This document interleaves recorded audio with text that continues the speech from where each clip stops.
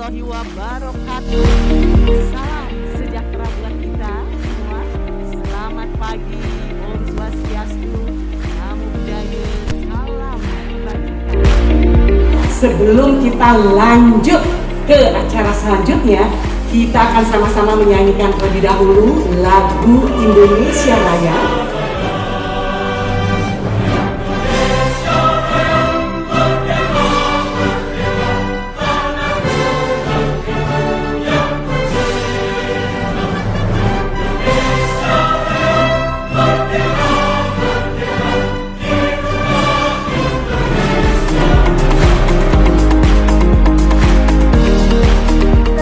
Tahun pandemi, akhirnya kegiatan ilmiah ini diadakan dalam bentuk offline. Bidang pendidikan dan peningkatan kompetensi apoteker, sehingga ini menjadi hal yang sangat baik untuk kedepannya tetap bisa. Semua perempuan akan mengikuti fase ini.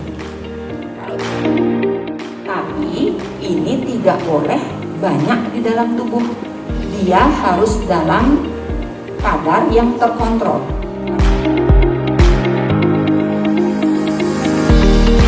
Baik, terima kasih Dokter Ida. Boleh kita aplaus sekali lagi untuk Dokter Ida Ayu. Terima kasih ya Dok ya. Bu Diana jelas ya. Saya ke pertanyaan berikut tadi di sebelah mana? Oke, baik.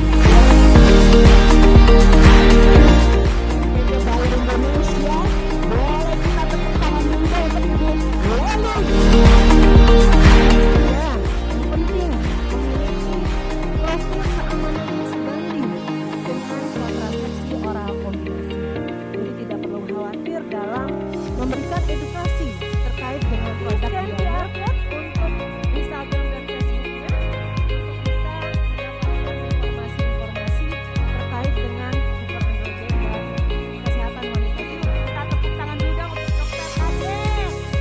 Silakan Dokter Kade. Terima kasih atas waktunya. Sebelumnya saya ingin mengucapkan selamat pagi. 24 sampai 35 ini yang terbaru ya. Siklus menstruasi itu 24 hari sekali itu masih dikatakan normal dan maksimal 35 hari sekali. Di luar itu sudah namanya gangguan haid. Dan panjang siklus haid itu sangat dipengaruhi oleh usia. Semakin meningkatnya usia, mendekati premenopause, maka siklus haid itu bisa memanjang atau bahkan. Boleh tepuk tangan dong untuk Pak Sona. Silakan Pak Sona. Ya, oke. Oleh Dokter Kadek Agus bahwa endometriosis itu penyakit kronis yang progresif, artinya terapinya harus jangka panjang. Dan tadi salah satu tujuan terapinya adalah selain dia mencegah progresivitas dari penyakitnya, dari endometriosisnya, tetapi juga perlu itu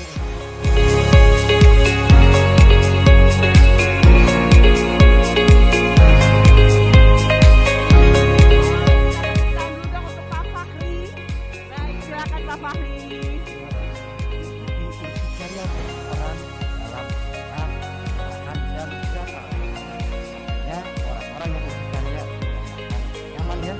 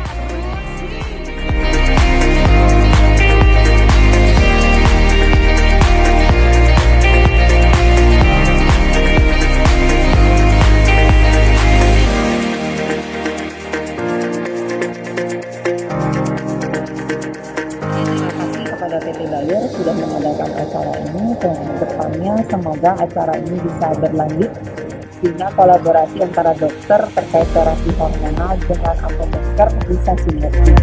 Semoga bisa bermanfaat juga ilmunya untuk kita di apoteker, di rumah sakit, di apotek, dan layanan. Hybrid Symposium.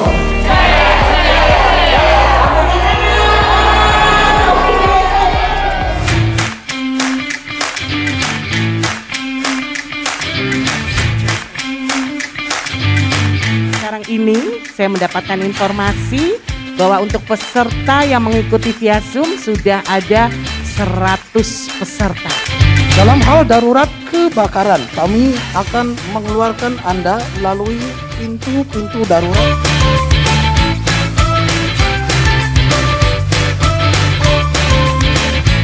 Sudah, begitu boleh kita tepuk tangan dulu untuk Ibu Rini Maya Sisita. Silakan Bu Rini. Bayer dengan menggunakan sains dan manufaktur terkini berkomitmen untuk terus mengembangkan pengobatan-pengobatan inovatif di bidang kesehatan perempuan. Akhir kata kami ucapkan selamat mengikuti simposium ini. Semoga sharing ilmu dari para speaker sekalian bermanfaat. Untuk Dr. Inyoman Rudi Susata SPOG Kamar. Kita sudah punya plan B, jadi intinya semoga niat baik dari PT Bayer dan niat baik dari kita semua sehingga acara ilmiah ini berlangsung dengan baik. Kami berharap bahwa para pakar yang akan memberikan materi itu akan bisa memperkaya khasanah kita.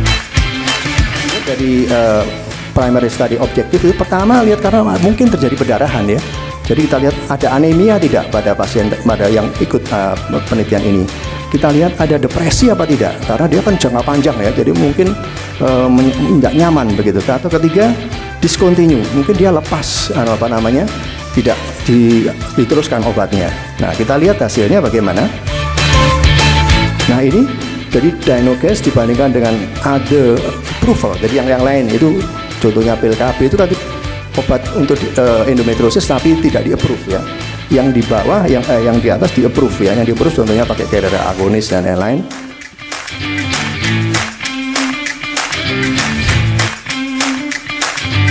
Sebetulnya mereka ini punya masalah sama alat kontrasepsinya, tetapi ibu-ibu ini tidak kita ketahui bahwa mereka punya masalah. Nah, kita ingin meningkatkan supaya lebih banyak yang muncul masalah ini, sehingga kita bisa membantu pengguna kontrasepsi modern tapi yang tidak tidak konsisten ini atau bukan MKJP ini, supaya mereka bagaimanapun juga tetap mempergunakan kontrasepsinya dengan baik. Jadi memang setelah ini kita akan break untuk lunch break selama kurang lebih 1 jam, dan nanti kita akan kembali lagi ke tempat atau ke ruangan ini. Ya, penggunaan KB tentunya masih ber-KB dengan menggunakan alat tidak steril, maka apa ujungnya? Dia pengen kembali lagi enggak bagaimana kesuburannya. Ternyata kalau dibandingkan dengan IUD yang konvensional dengan CU, ternyata hampir sama aja gambarannya. Justru pada lebih dari 6 bulan penggunaan 1 tahun, mereka relatif lebih cepat untuk setelah di up atau di discontinue untuk melakukan fertilitasnya, maka kembali lagi lebih tinggi peluangnya ketimbang dengan IUD yang CU. Topiknya menarik, sangat bermanfaat untuk para dokter, tenaga kesehatan, dan tentunya nanti bermanfaat untuk pasien-pasien di Indonesia. Sukses!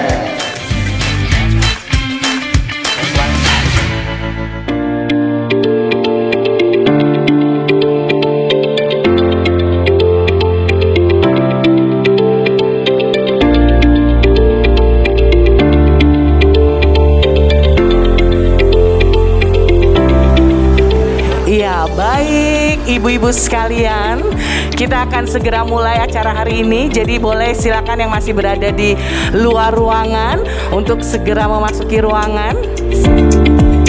Boleh kita tepuk tangan dulu dong untuk Pak Neldi Purwanto. Silakan Pak Neldi.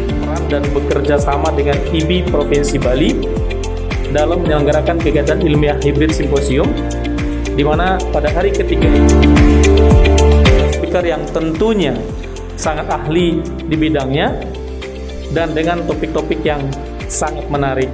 serta akan dipandu oleh para moderator yang tentunya juga sudah tidak asing bagi Bapak Ibu dan hadirin semua. Tepuk tangan dulu dong untuk Ibu Bidan. Ibu Bidan lu Putu Sukarini, silakan. Maka dari itu, simposium berkaitan dengan Cell Innovation and Empowerment in Contraception ini adalah sebagai awal breakthrough untuk memecahkan berbagai permasalahan yang kita hadapi. Ibu Dr. Ketut Novia Arini, selamat pagi dok. Tanya baik itu secara daring maupun secara luring nanti untuk menyebutkan nama dan kota asal, karena ini simposium secara nasional, kami ingin tahu dari mana saja ibu-ibu bidan yang bergabung pada hari ini.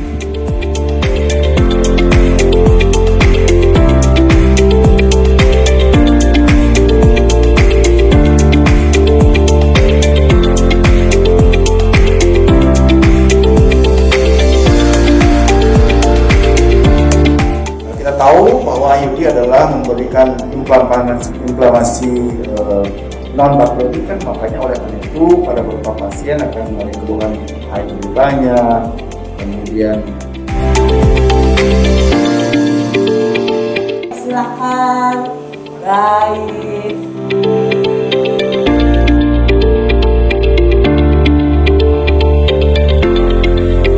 Bahwa terus dosis diturunkan dengan harapan tentu efek sampingnya adalah rendah, tetapi tidak menutup kemungkinan juga efektivitasnya sangat baik. Nah kemudian kita sudah obat-obat dari pabrik khususnya Bayer sudah memakai progesteron jenis yang terbaru. Nah kemudian ada beberapa mitos ya yang disebabkan oleh pil KB terutama ya yang terbantahkan bahwa pil KB itu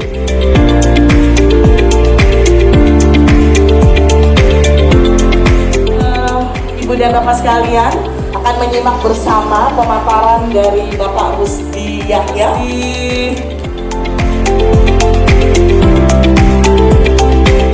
Tentu saya akan menjelaskan yang sesuai dengan kompetensi ibu-ibu bidan, yaitu dalam hal kontrasepsi. Kita punya Diana 35 Yasmin.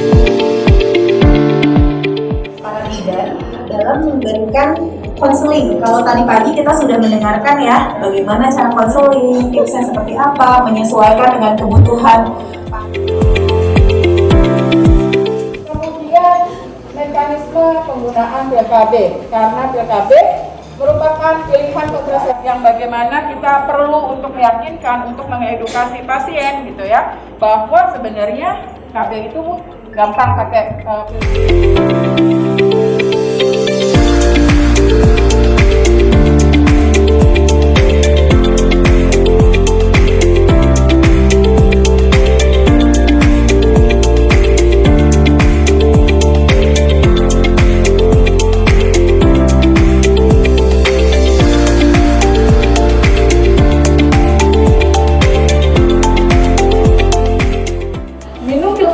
bersamaan dengan rutinitas sehari-hari juga bisa Bu, seperti sarapan, kemudian atau sebelum tidur. Nah kalau sarapan mungkin terima kasih yang setinggi-tingginya kepada PT Bayer yang sudah luar biasa mengadakan kegiatan pada hari ini dan tentunya pasti akan bermanfaat buat kita semuanya. Bayer Hybrid Symposium adalah event pertama kita setelah 3 tahun di pandemi. Event kita berfokus pada kegiatan melalui platform online. Bayer Hybrid Symposium kami persembahkan untuk para profesi kesehatan dari mulai apoteker, tenaga teknis kefarmasian, dokter spesialis, dan juga bidan. Yang spesial dari event ini adalah kami berkolaborasi